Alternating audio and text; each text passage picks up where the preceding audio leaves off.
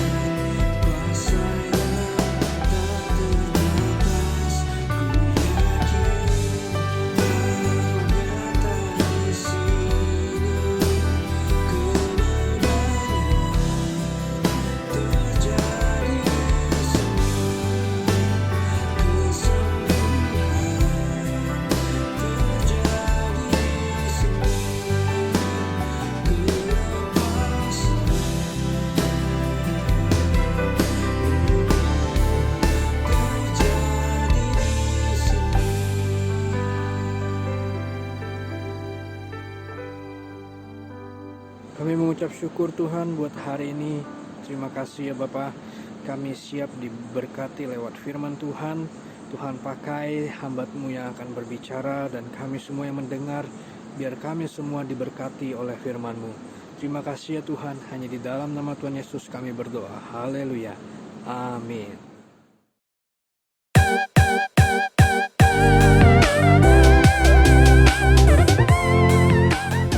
Hai anak teens yang dikasihi Tuhan. Hari ini kita akan belajar dari seorang anak remaja yang tercatat di Alkitab dan namanya adalah Timotius. Kita sebut saja Tim. Latar belakang keluarga Tim, papanya tidak disebut. Bisa saja papanya sudah meninggal dunia. Wow. Atau bisa juga papanya telah meninggalkan dia. Kita tidak tahu adik-adik. Tetapi yang Alkitab catat adalah ibunya, Eunike, adalah seorang yang mengasihi Tuhan. Haleluya. Dan neneknya, Lois, juga adalah seorang yang mengasihi Tuhan. Mereka hidup bersama di sebuah kota yang bernama Listra. Keren ya? Adik-adik yang terkasih, Tim, ibunya, neneknya, mereka biasa baca Alkitab.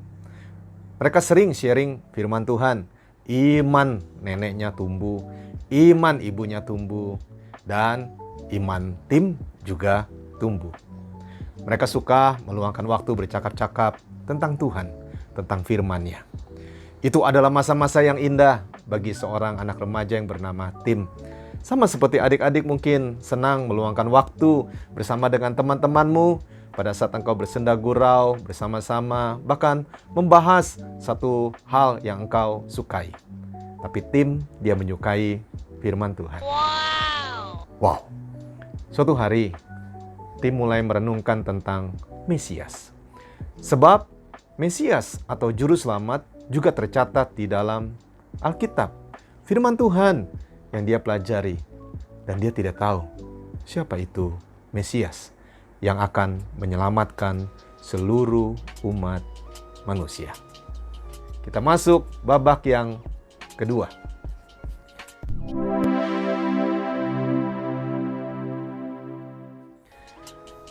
Hari-hari itu adalah hari yang heboh di kota Listra.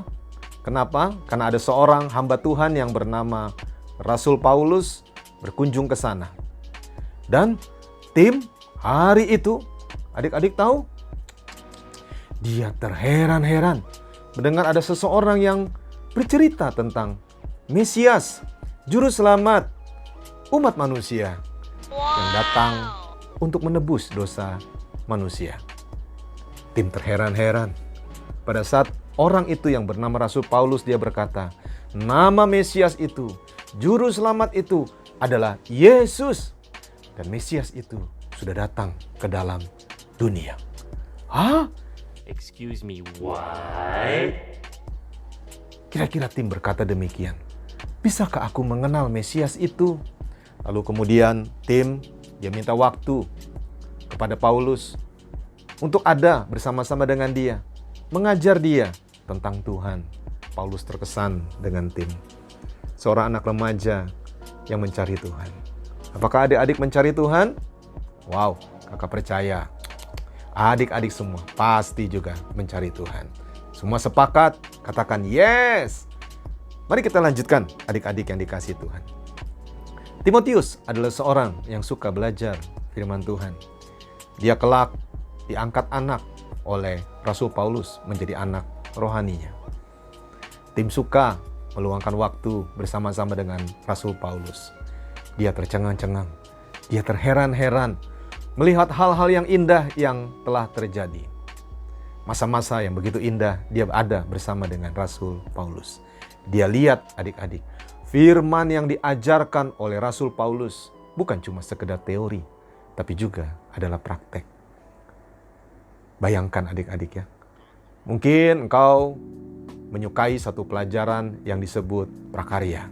Dan hari itu, bapak atau ibu guru yang bertugas berkata, kita akan membuat radio. Wow, radio. Wow. teori berkata demikian. Mereka membawa peralatan yang dibutuhkan. Dan mungkin engkau begitu bersemangat pada saat engkau merangkai, merakit radio itu. Dan pulang dari sekolah, hatimu begitu meluap-luap dengan sukacita. Kenapa? Karena engkau pulang bawa radio yang engkau rakit sendiri. Demikian juga dengan Tim. Tim dia belajar dari Rasul Paulus. Ternyata firman itu bukan cuma teori. Dia tahu ada seorang yang sudah meninggal dunia. Dan pada saat Paulus berdoa untuk orang tersebut, orang itu hidup kembali. Dia lihat yang sakit disembuhkan, yang lumpuh bisa berjalan. Haleluya! Tim sangat bersemangat sekali. Dia terus mempelajari firman Tuhan.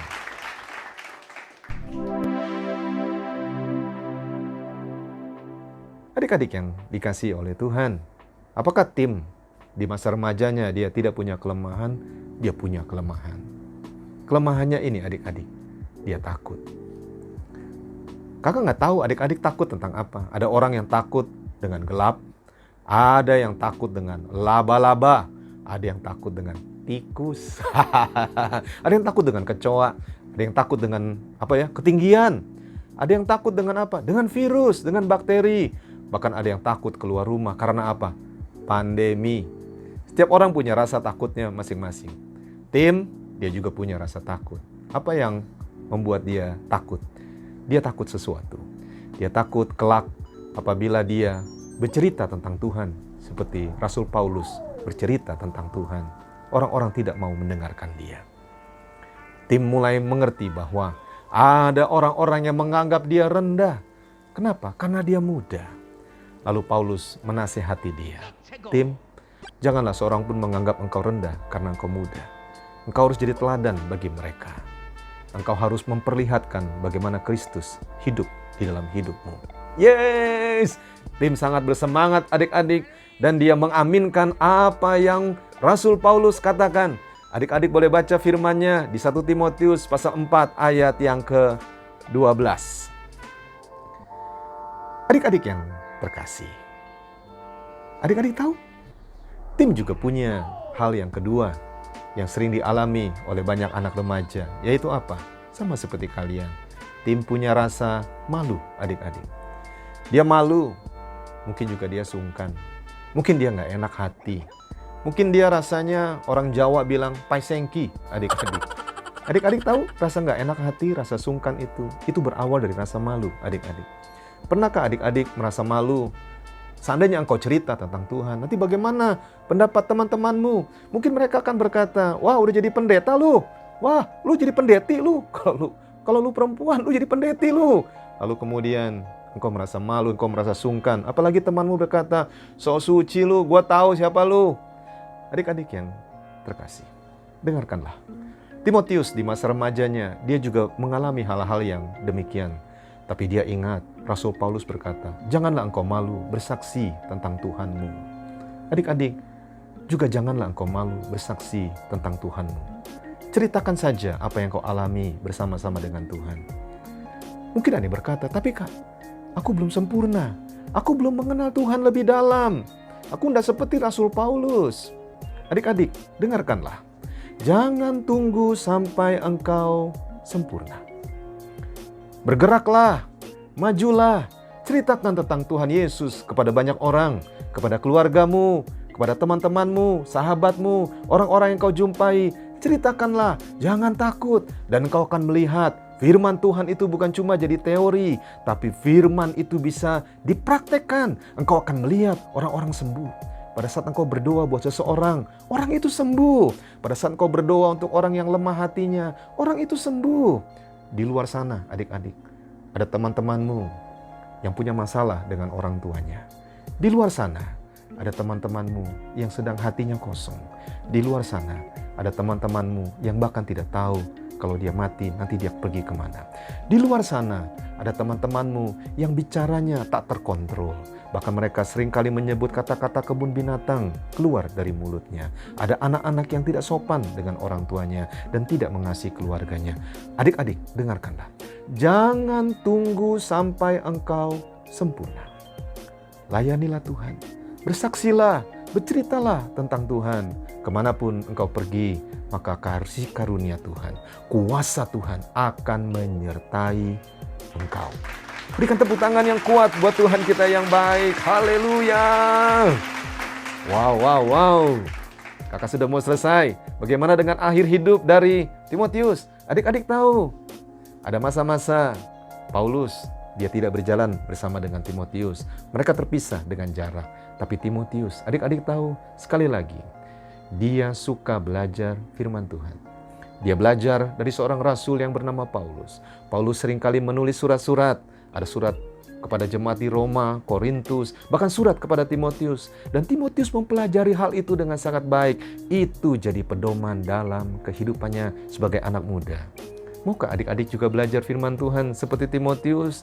Belajar dari kisah hidup orang-orang yang mengasihi Tuhan, jatuh bangunnya mereka, kesetiaan mereka, tetap mengasihi Tuhan mereka kepada Tuhan. Adik-adik yang terkasih, kakak percaya dalam nama Tuhan Yesus, adik-adik mau sama seperti Timotius. Wow. Yes.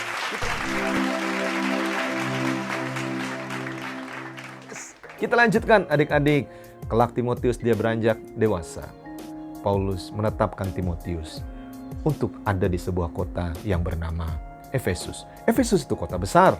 Kota yang begitu banyak adat istiadat di sana, banyak orang-orang yang tidak mengenal Tuhan di sana. Dan Paulus menetapkan Timotius untuk jadi pengajar firman Tuhan di sana. Timotius, dia mengajarkan firman Tuhan kepada banyak orang.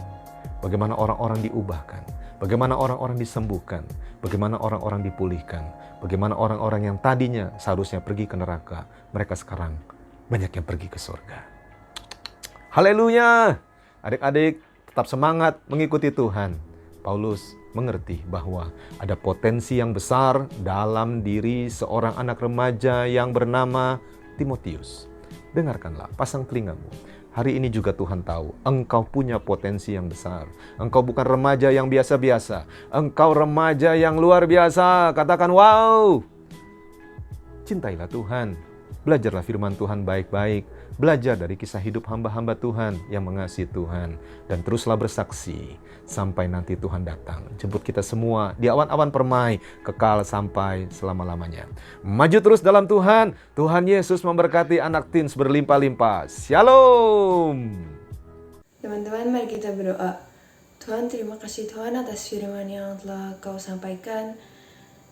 Kami percaya bahwa firman itu tidak ada yang sia-sia. Tuhan, kami juga mau berdoa untuk ibadah teens. Kiranya generasi teens akan bangkit dan lebih mencintai Engkau. Terima kasih Tuhan Yesus. Kami berdoa dan mengucap syukur. Haleluya. Amin.